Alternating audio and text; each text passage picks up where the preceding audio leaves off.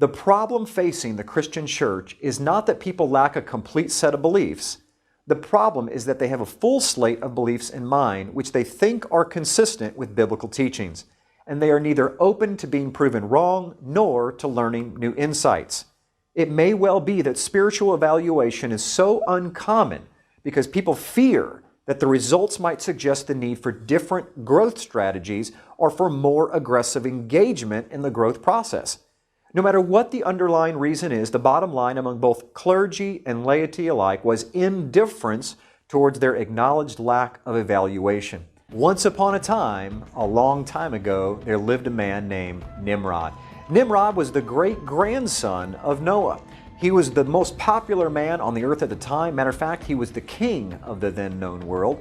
He was responsible for building the cities of Babel and the Tower of Babel and the city of Nineveh, amongst others.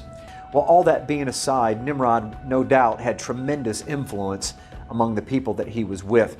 And what happened was he had this uncanny reputation of strength. He created great armies, and he was the ruler of the then-known world right after the flood. He was full of idolatry and covetousness, drunkenness, and rebelliousness towards God. And he had a phenomenal ability to deceive. Matter of fact, I suppose he was much like, I guess, an early politician 4,000 years ago. But Nimrod married a woman named Semiramis. Now, Semiramis and Nimrod became basically king and queen of the then-known world. Well, at some point, Nimrod dies, and he became deified. He was the very first person that was ever deified on planet Earth, and they made him the sun god, which ended up being Baal. The word Baal in your scriptures can be traced back to Nimrod, so it's an interesting reality of history. When you see Baal and Ashtaroth, you're ended up coming all the way back to this story of Nimrod and Semiramis. And so Baal is now ruling the universe as the sun god, and somehow luck has it through the Babylonian legend that Semiramis gets pregnant by the rays of the sun of her deceased husband Nimrod, and she gives birth to a young baby boy named Tammuz. Now, further down in the story, as Tammuz grows and becomes a man, Tammuz actually marries his mother, and they have a very sexual relationship. And that baby Tammuz and his mother Semiramis is where you get the story of Cupid. Cupid, during Valentine's Day, is how the story of Valentine's Day developed, was from Tammuz, who married a very unbiblical relationship with his mother. Okay, back to the story of Tammuz. So Tammuz, for 40 years, was a tremendous hunter, and he took the place of his father, ruling the world, and had tremendous power. But more than anything, he was a credible hunter. But unfortunately, his gift and his skill of hunting caught up with him one day, because he was killed during his 40th year by a wild boar. And so what would happen is Semiramis, at some point after that, she died, and she was sent up into heaven, but apparently her deceased husband, Baal, was not ready for her. So he sent her back down into earth in a giant egg, and it exploded in the Euphrates River. And the very first thing that she did when she came out of that egg was she turned a bird into an egg-laying rabbit. That's right. As crazy as it sounds, that's where we get our egg-laying rabbit from. That's where we get the Easter bunny from. Now, before you go any further, you're thinking, well, an egg? This sounds like a fairy tale. Well, it's a Babylonian legend, but you have to understand Eastern culture back then is that eggs were a tremendous symbol of fertility among many of the gods. They even believed that the earth was born out of a giant egg. So it's not surprising amongst the scholars that this legend would be that Semiramis would come back down in the form of an egg that would immediately tell the people of the earth that this is a god. It's a goddess situation. It's a deity because there is an egg of fertility that's involved. And so what happens is you're going to see similarities now between the holiday of Easter and the traditions that we celebrate during Easter, and all of these traditions that date back 2, 3, and 4,000 years ago. So right off the bat, we discover that the Easter Bunny comes from that one act that Semiramis did when she broke out of the egg. Let's see if we can find some other traditions as we move along here. Now, every spring, the first Sunday after the vernal equinox, the spring equinox, they have what was called Ishtar's Sunday. And they would have a sunrise service. Now, this part of the legend is difficult to confirm because there's so many different versions. You can make up your own mind whether or not this particular part of the legend will be credited to you. But it is quite interesting how one particular part of the legend lines up so eerily with dying of Easter eggs. Because what they used to do in this part of the legend was that at the sunrise service, the priest of Ishtar would impregnate young virgins on the altar, and during that same service, they would take the babies that were now 3-month-old from the previous year, and they would sacrifice those children on the altar to Ishtar, and then they would take the eggs of Ishtar, and they would dip those eggs in the blood of those young infants. And that is where we get sunrise services, and that is potentially where we get the dying of Easter eggs. It is also interesting to note that worldwide universal color of Easter eggs is red. Even the White House, the official color of the White House Easter egg is ruby red. Now, back to Tammuz. Tammuz gets killed by a wild boar. So every year in commemoration of celebrating the death and the deification of Tammuz, which became the son of God, the son of his father, they would set aside 40 days prior to Easter, and they would fast and they would pray, and they would have a giant feast on Easter Sunday where they would celebrate the death and the resurrection of Tammuz. And guess what they would have for dinner on that Sunday evening? You got it, Easter ham. They would kill a boar in commemoration to Tammuz, who was killed by a wild boar. And yes, the 40 days prior to Easter, where we call it Lent, or the Catholics call it Lent, that 40 days did not come from, my friends, the 40 days of Jesus in the wilderness. That 40 days was already in place for thousands of years before Jesus even showed up. It comes from the 40 days of fasting and praying for Tammuz before they celebrated Easter. The 40 days of the fasting and praying of Jesus, and I like to call him by his Hebrew name, Yeshua, which means salvation. Yeshua's fasting and praying in the wilderness for 40 days is just a coincidence. Why? Because the Father knows the truth, and the enemy used to be the right-hand man of the Father. And he knows the prophecies. He knew exactly how everything was going to be laid out. So he developed all of these traditions of men and all of these legends, whether they be true or not true, but he developed them to skew our foresight and our ability to understand that when the truth would actually come, that we would not recognize it.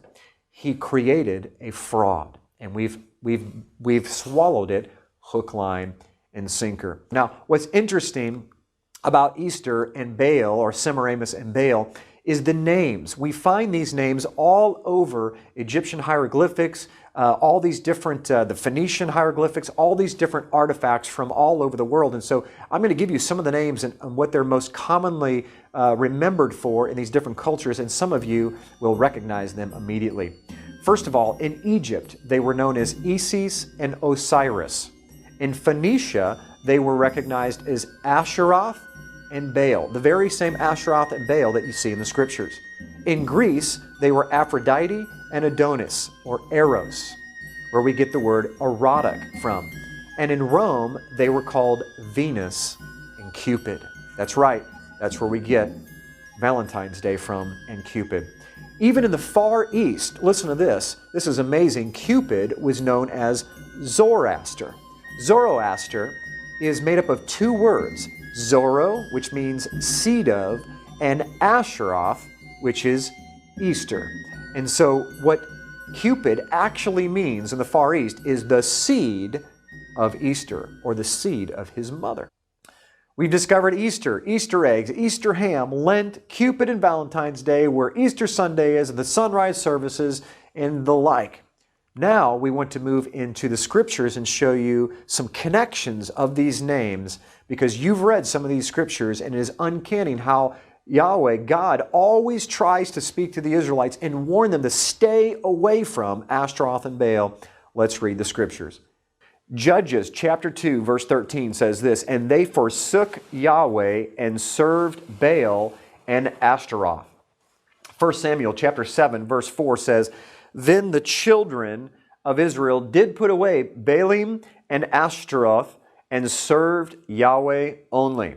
And last but not least, in Romans chapter 11 verse 4 it says, "But what says the answer of God unto him? I have reserved to myself 7,000 men who have not bowed the knee to the image of Baal." Now what's really interesting is we are going to discover what that image of Baal is a little bit later in this program.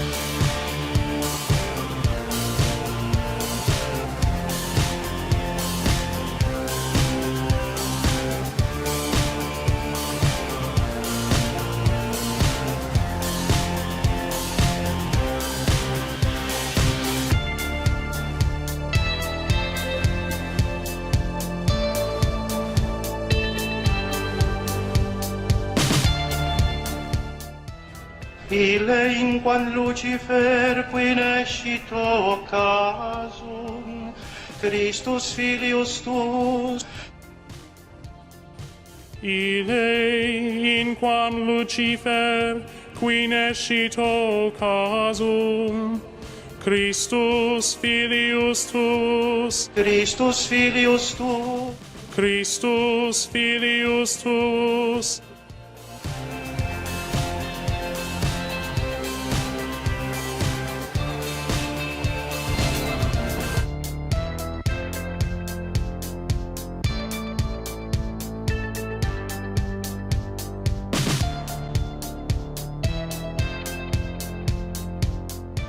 That night the Lord said to him, "Take your father's bull and the second bull 7 years old, and pull down the altar of Baal that your father has, and cut down the Asherah that is beside it, and build an altar to the Lord your God on the top of the stronghold here, with stones laid in due order.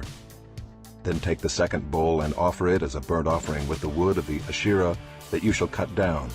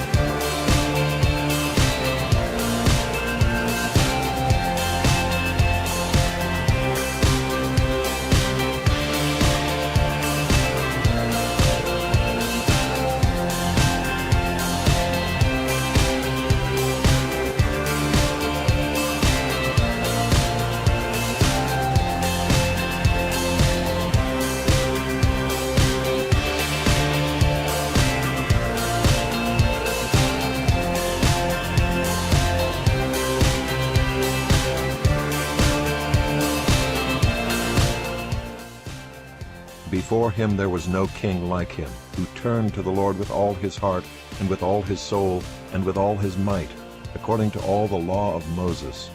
Nor did any like him arise after him.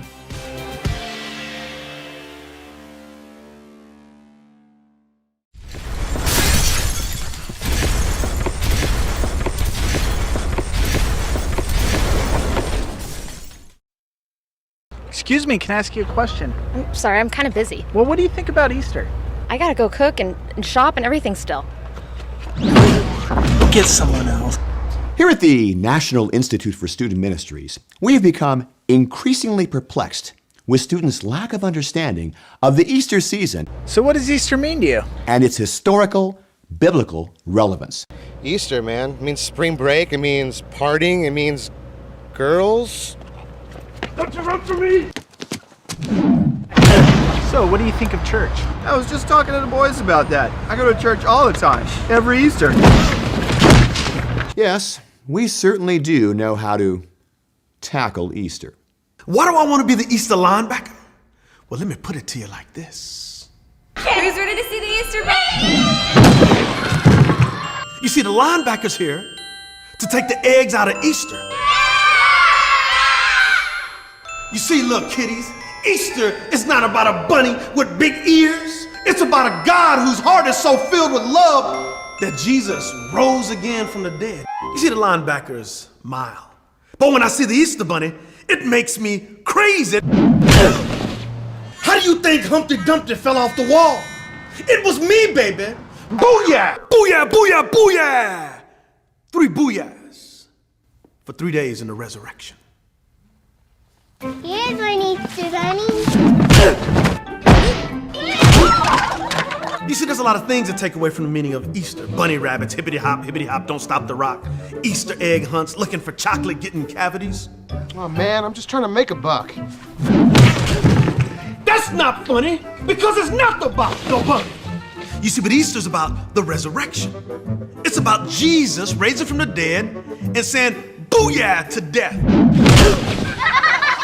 That's what Easter is about. We're feeling pretty good about our results. This map demonstrates a distinct shift in the theological thinking within our demographical sphere of influence. The key is gentle, positive reinforcement.